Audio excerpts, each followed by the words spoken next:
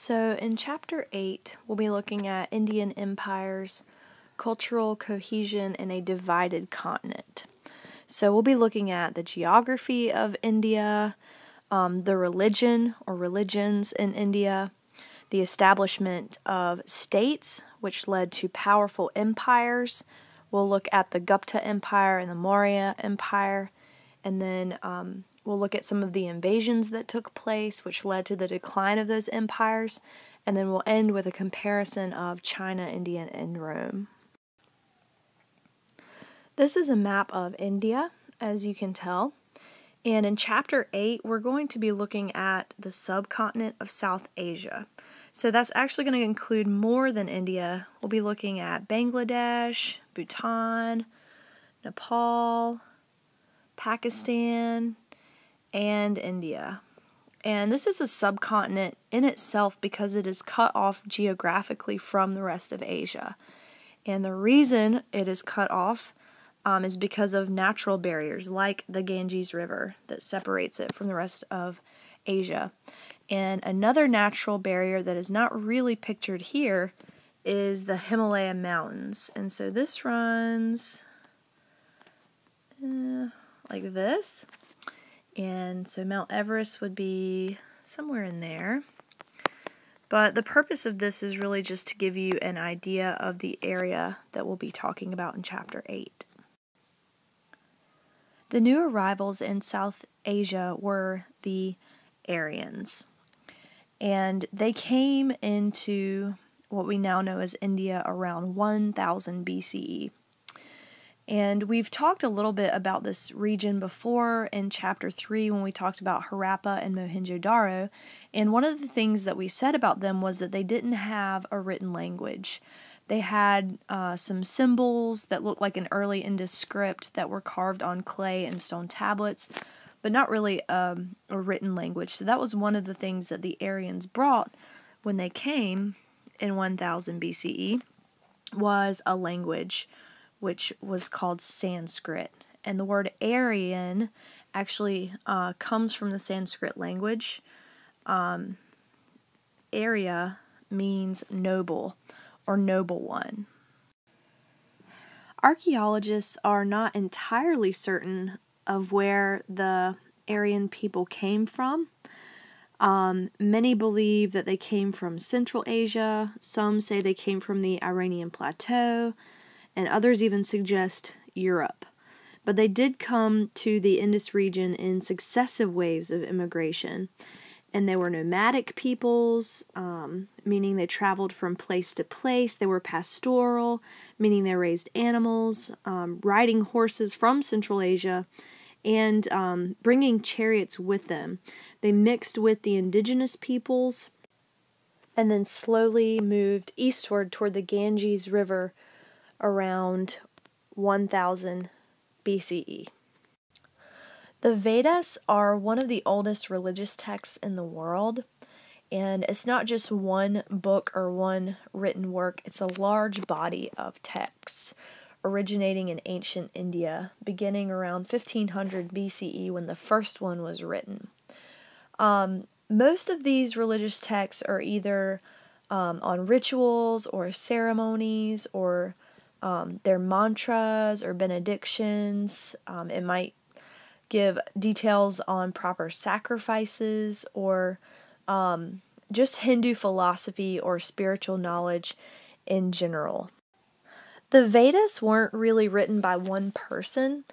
They were passed down orally for a long time before they were written, but it is believed that they are supernatural. Most of the Vedic hymns themselves assert that they were skillfully created by wise sages after they were inspired with supernatural creativity.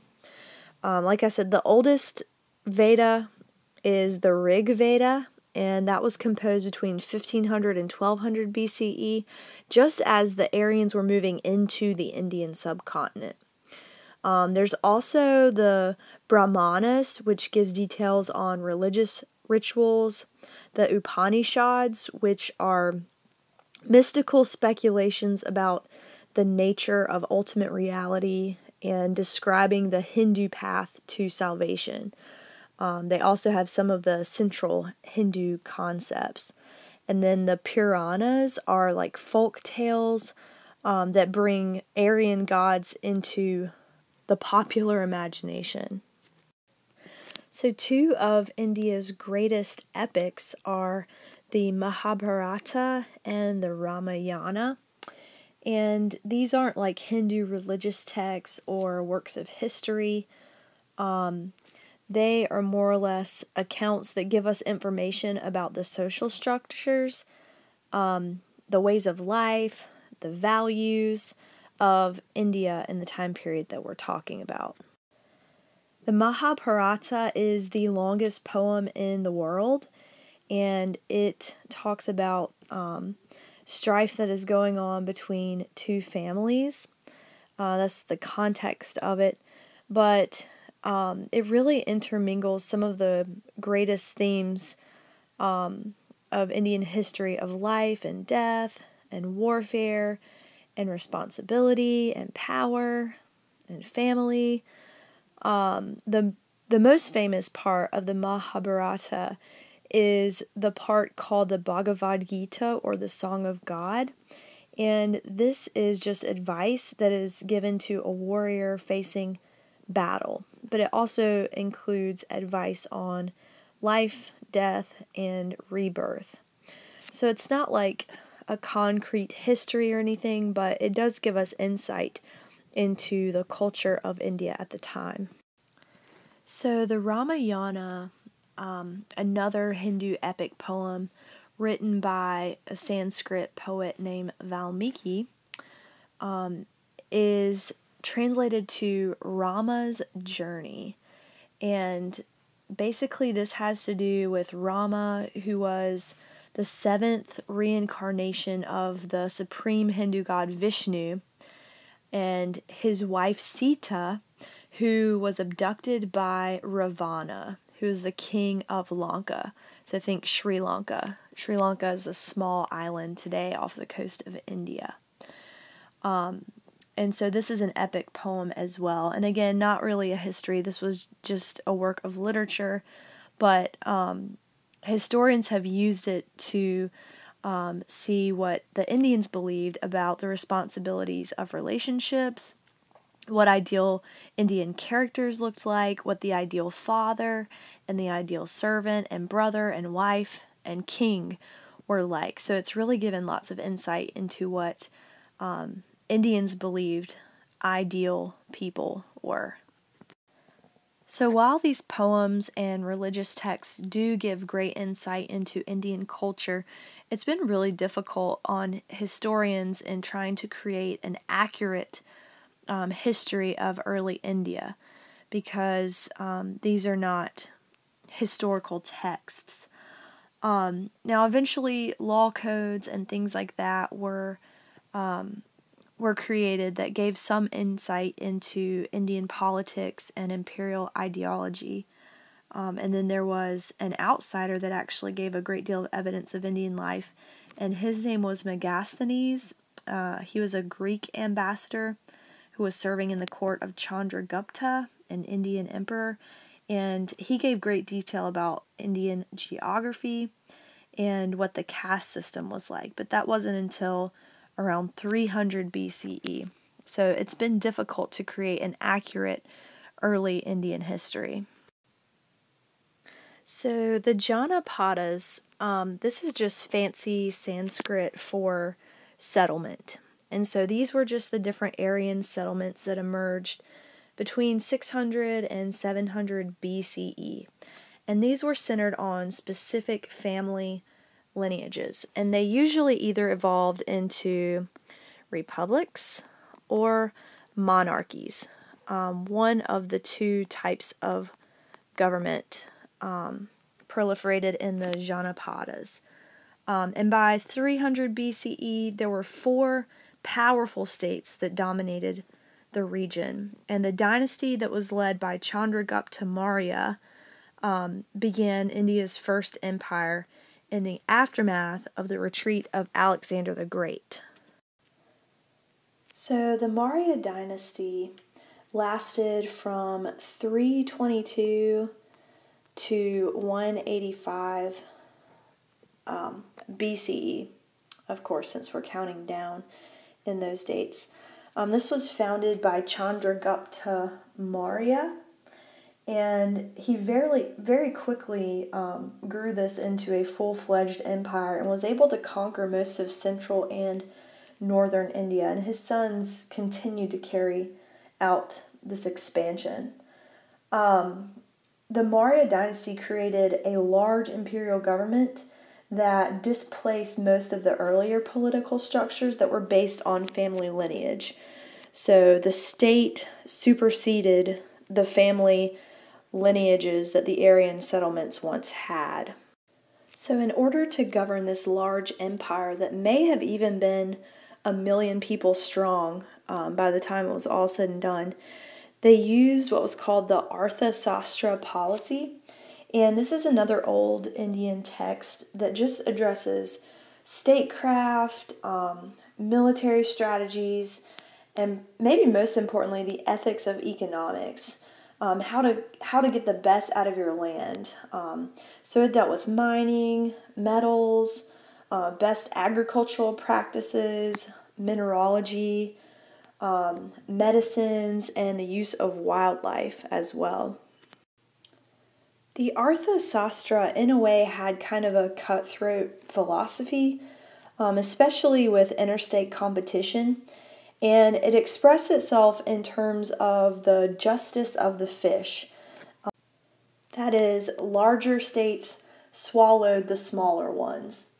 So the idea here was that the strong states should be bound together with the Maurya through mutual treaties, and more like an alliance, providing a balance of power in the area. And then the weak states should just be attacked and conquered. So in theory, having this powerful government would allow people a stable environment in which they could seek the 4 major goals of life in accordance with Hindu philosophy. And those are Artha. This one is just wealth, the ability to pursue wealth, to gain money. Kama is sensual pleasures.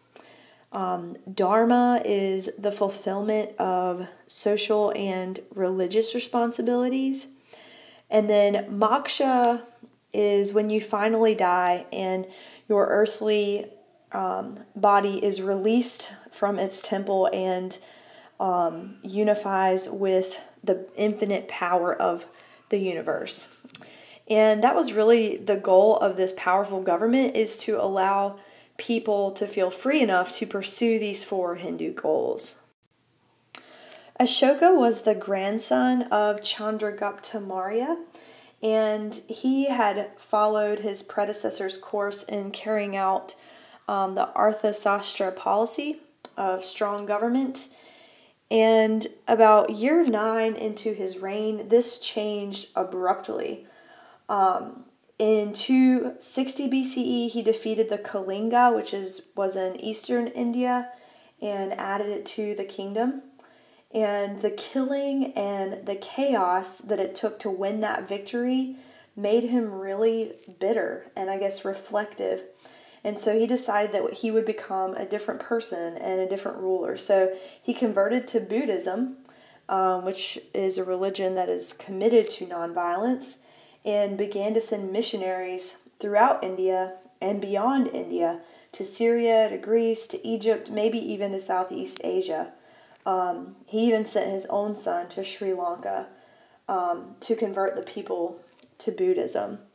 So this abrupt change in course ended up bringing 30 years of peace to the region, and a universalist ethic toward nomads who were trying to settle into agricultural life. And it also temporarily reduced the importance of Brahmin castes.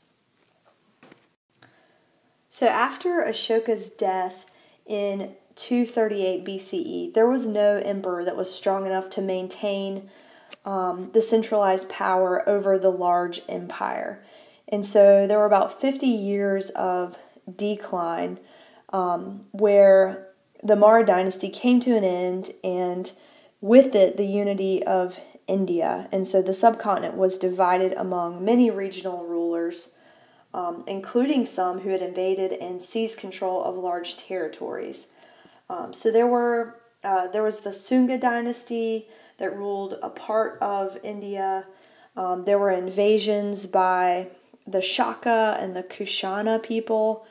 There was an area where there was an Indo-Greek ruler.